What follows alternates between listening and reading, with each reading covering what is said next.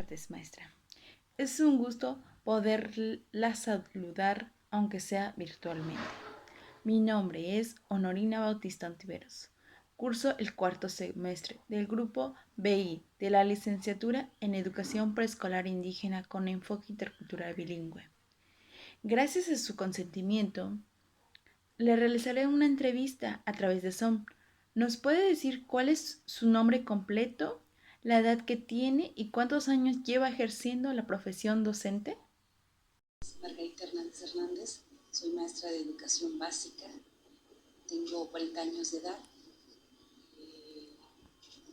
combinando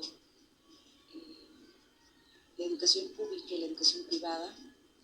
Tengo orgullosamente 20 años de servicio, 12 años en educación primaria indígena. Bueno, comenzaremos con la primera pregunta de la entrevista. ¿Cuáles son los protocolos de atención o adecuaciones curriculares que se realizan para la atención a la diversidad? La idea de desarrollar una educación única, inclusiva, igualitaria y de calidad en un centro educativo o una comunidad educativa o una institución educativa debe ser compartida entre los maestros, entre el centro educativo y el servicio educativo que se brinda. Sin embargo, la educación inclusiva es un gran proyecto que trata de construir una educación que rehace cualquier tipo de exclusión y que potencie la participación y el aprendizaje equitativo. Quienes integramos una educación o una comunidad educativa que trata de desarrollar la educación inclusiva en las aulas, estamos convencidos de que este tipo de educación proporcionará una mayor calidad educativa. En el ámbito educativo, la participación tiene varios significados. Es decir, en primer lugar, alude a la necesidad de que todos los alumnos y las alumnas, sea cual sea su condición, se eduquen juntos en la escuela de su comunidad y participen lo máximo posible en el currículum y del currículum de las actividades educativas. Desde el punto de vista de la participación, la escolarización en escuelas o grupos con carácter permanente, por ejemplo, debe de ser una excepción, o grupos especiales, ¿no? Debe ser una excepción, y habría que asegurar el currículum y la enseñanza que ofrezca o equivalga lo más posible a que se impartan en las escuelas y que sea para todos. Su nombre lo dice, que sea inclusiva. Algunos protocolos que se deben de considerar es que se deben de realizar entrevistas con padres de alumnos, ya sea alumnos que sean de la misma escuela, padres que hayan estado en esa misma escuela, o de alumnos nuevos, padres nuevos en esa escuela, entrevista con maestros anteriores, entrevista con tutores anteriores. Se deben de tener los datos que se proporcionan en los expedientes de los alumnos, la ficha de los alumnos, la evaluación inicial por áreas instrumentales en primaria y de los hábitos de adaptación y contenidos que han adquirido estos alumnos en grados anteriores. Extracción de datos de evaluación final, por ejemplo, evaluación final del año anterior y una evaluación del diagnóstico, el resultado de ese diagnóstico. Los protocolos de observación, si no podemos determinar el nivel curricular que tiene el alumno a través de la evaluación que se realiza, bueno, pues entonces se deben de explorar diferentes estrategias que nos permitan a nosotros tener una evaluación y conocer a fondo los detalles que tiene nuestro alumno. Las visitas domiciliarias son parte de este protocolo. Una vez obtenidos los resultados, se hace una valoración de la determinación de esas necesidades que presenta nuestro alumno. Aquí posteriormente entra una línea de actuación del docente para informar los resultados a los padres, al director de la escuela y por último un refuerzo educativo. ¿Y en qué consiste ese refuerzo educativo? Pues en las necesidades que tenga nuestro alumno. También dentro de ese refuerzo educativo hay que respetar su cultura, su lengua, su cultura, su política y religión, porque entra dentro de la inclusión. Indudablemente estos datos me sirven a mí como maestra. Difícilmente en áreas como las que nos encontramos será de gran apoyo y que el padre nos pueda apoyar. Son casos excepcionales, desafortunadamente, por las características y las condiciones en las que nos encontramos. El contexto del niño es una parte fundamental en esta, pues en esta línea de actuación que tiene el docente. Bien. Segunda pregunta. ¿Cuáles son las problemáticas de desigualdad más recurrentes en su salón de clases? Considerar exclusión, segregación, discriminación, etc.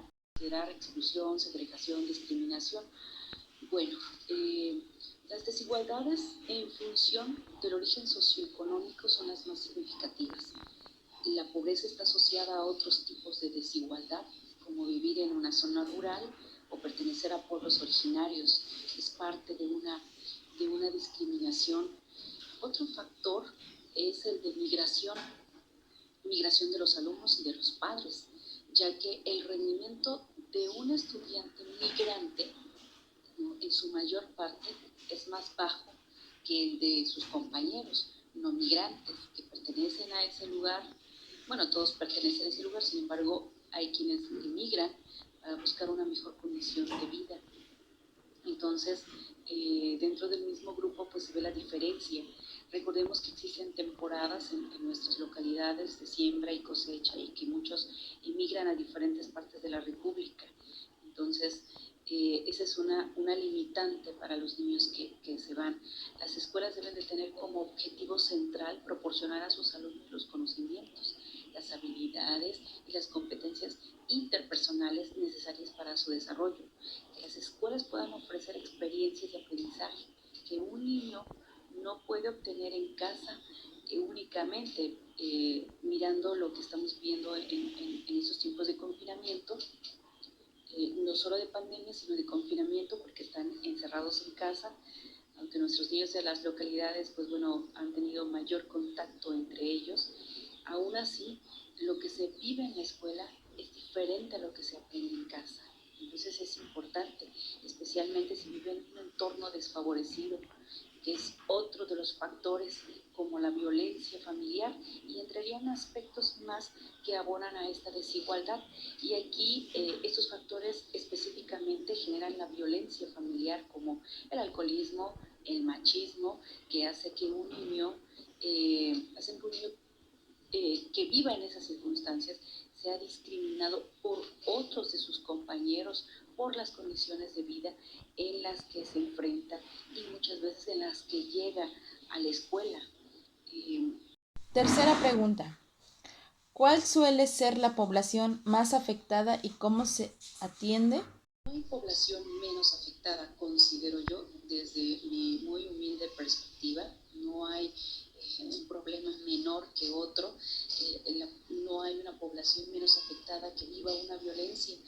Niños y niñas tienen, cada uno en su género, vivencias de desigualdad, pero en la localidad en donde se ubica mi escuela, considero, no es la única porque es una localidad, o los problemas que existen en la localidad los existen en las otras de alrededor, y considero que este factor lo viven también en las diferentes localidades y es una realidad que hemos vivido por muchísimos años.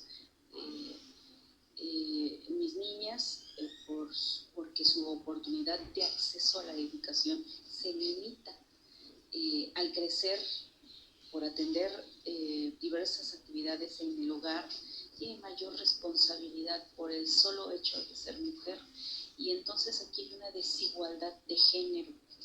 Desafortunadamente existen en estas comunidades, se vive, se palpa, y bueno, nuestra labor es seguir orientando a las niñas por esta desigualdad y violencia de género que existe en nuestras comunidades todavía. Cuarta pregunta. ¿Cuáles son las consecuencias emocionales, sociales y educativas que enfrentan los niños y niñas en situación de desigualdad, exclusión, discriminación, etcétera? En una educación integral es la existencia de la violencia de género. La exposición prolongada de los niños y niñas a la violencia afecta, por supuesto, a su desarrollo físico, emocional, social, puede alterar el sistema nervioso e inmunológico, como hasta los propios adultos que lleguemos a estar sometidos a estrés. Y bueno, esto puede provocar ciertos trastornos sociales, emocionales, cognitivos, sobre todo, además de conductas que causan pues, ciertas enfermedades, lesiones y por supuesto los problemas sociales. Estos tienen profundos efectos en la salud de los niños y las niñas, en su bienestar educativo, físico, psicológico y emocional. Lo vemos en el momento en que entramos al aula, vemos a algunos niños más callados que otros o viceversa, más inquietos que otros. Esta es una situación que permea la vida de nuestros estudiantes. Nuestro apoyo siempre será el de escuchar, y decimos escuchar porque muchas veces estamos limitados a hacer más. Sin embargo, eso es de los maestros que llegamos a observar la problemática que se encuentra en nuestra aula. Cuando un maestro observa lo que vive nuestro alumno, las condiciones, las características del entorno, del contexto, del lugar, del aula, de su casa, podemos apreciar esas características en nuestros alumnos. Pero quien no, está condenando a muchos niños a seguir en la misma situación. Entonces, nuestra tarea fundamental es observar, identificar, orientar y pues tratar de poder ayudar en lo más que podamos a nuestros niños. Y seguramente alguna de nuestras palabras y de nuestras aportaciones hará eco en nuestros alumnos. La quinta pregunta. Desde su perspectiva, ¿qué es una escuela inclusiva y con qué recursos metodológicos se sustenta? Diversos que debemos entender y que, bueno, actualmente no es que esté de moda, sino es que se ha visto la problemática más de fondo. Educación especial, educación inclusiva, educación integradora, atención a la diversidad, eh, diferentes términos, pero que todas buscan un objetivo que es el de buscar interconexiones entre ellos, valorar la tendencia actual respecto a las necesidades especiales de educación, no solo desde un plano, digamos, doctrinal, sino también desde el punto de vista de la legalidad que se aplica a través pues de nuestra ley orgánica de la educación que debemos de conocer, porque la educación inclusiva debe entenderse como el derecho de todo alumno a adquirir un aprendizaje profundo, entendiendo por tal la aproximación a la comprensión de la realidad que vive. Además del derecho de cada alumno a recibir una educación acorde a las necesidades individuales de aprendizaje y con los potenciales que se manifiestan. Ya no podemos decir una educación de calidad, un término de calidad queda desfasado dentro, sino una educación integral, como lo marca nuestro artículo 3 constitucional, que es el derecho de una educación que potencie esas habilidades y el objetivo de conseguir que la educación escolar contribuya a reducir los procesos de exclusión social en los que se ven insertos muchos alumnos, bien por estar en una situación de desventaja sociocultural y por su sus características particulares, ya sea capacidad, género, idioma, cultura, etcétera. La atención a la diversidad pues se aborda dentro de la Ley Orgánica de Educación, y esto pues estamos hablando ya de algunos años, cuando comienza no a formularse, sino más bien a retomarse, ¿no? En el año 2006, contemplando medidas ordinarias y específicas para la educación primaria. Y en lo que respecta a la educación primaria, establece el apoyo en grupo, a que sea flexible, adaptaciones no solo significativas del currículum, sino medidas de apoyo, de esfuerzo, que sean fuera del horario escolar, planes específicos, individualización de refuerzo, recuperación. A veces los maestros dedicamos un poco más de tiempo fuera de nuestro horario para poder atender esas necesidades específicas de nuestros alumnos, y eso puede ser a lo mejor no establecido dentro del currículum, pero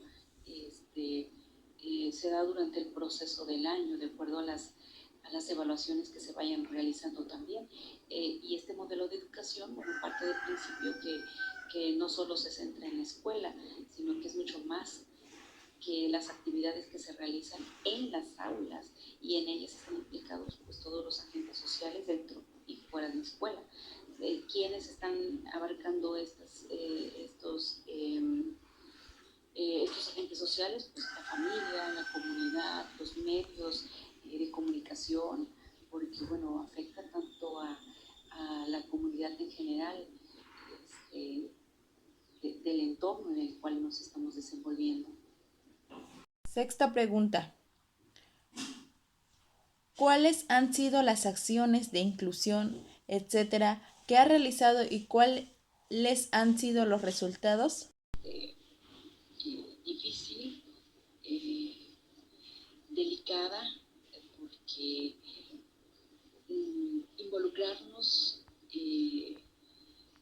más allá de lo que nosotros podemos observar, bueno, a veces nos involucramos con problemáticas con los mismos padres de familia, la misma comunidad, pero los sistemas escolares han tenido una evolución, y decimos evolución porque los maestros nos han permitido llegar más allá, hacia modelos de escolarización más equitativos en relación a la atención y a la diversidad del alumnado.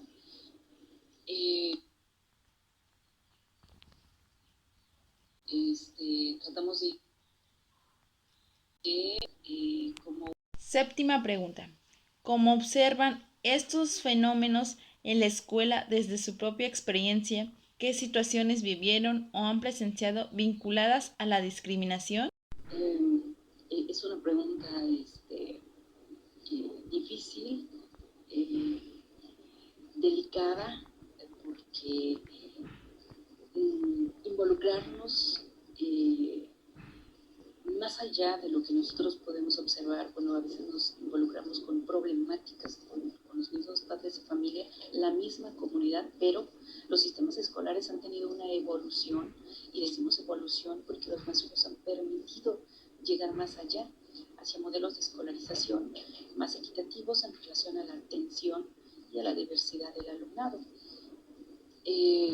Entonces, pues bueno, tratamos de incluir que el género se ha visto como una responsabilidad compartida, como no delegando las responsabilidades únicamente a hombres o únicamente a mujeres, sino que puede ser compartido, de responsabilidad, de respeto mutuo, y que sea una manera de incluir, y que sea una manera de concientizar a nuevas generaciones. El solo hecho de ser mujer no me permite a mí dedicarme únicamente a las labores del hogar, y el hecho de ser varón no únicamente me permite delegar responsabilidades a las mujeres. Entonces esto es de compartir, de concientizar a los niños y a las niñas que tenemos los mismos derechos y que podemos tener igualdad con respecto a pensamientos, una ideología que pueda convenir a, pues a nuestro entorno. Y esto esto puede ser muy redituable. Como última pregunta, ¿de qué elementos se está valiendo para hacer estas distinciones? Lo que puede destacar como discriminación es el género. Para actividades como el juego con la pelota, el fútbol, en el caso del fútbol, las niñas tienen menos acercamiento a estas actividades porque se les enseña en casa que son exclusivos para los niños, ¿no? Por los movimientos, por el utilizar la falda, eh, las actividades de aseo en el salón de clase, como barrer, limpiar, trapear, que únicamente se le asigna a las mujeres, marginándolas a que sean ellas quienes realicen este tipo de labores. La religión es otro factor que predomina pues entre quien asiste a una iglesia y a otra. En ocasiones es motivo de discusión y comparación entre lo que hacen y lo que no hacen en sus diferentes centros. Esto sin duda marca a los propios niños y es motivo de que, bueno, sean, sean víctimas de la discriminación. Recordemos que dentro de un grupo los mismos sujetos generan subgrupos y estos subgrupos se basan en las diferentes formas de vida o diferentes pensamientos y bueno, la interculturalidad tiene que ver precisamente con esta diversidad que hay en un grupo, en un aula, en un entorno. Eh, Bueno, maestra, eso sería todo. Muchas gracias por su atención y por su amable disponibilidad para poderme ayudar con la pequeña entrevista.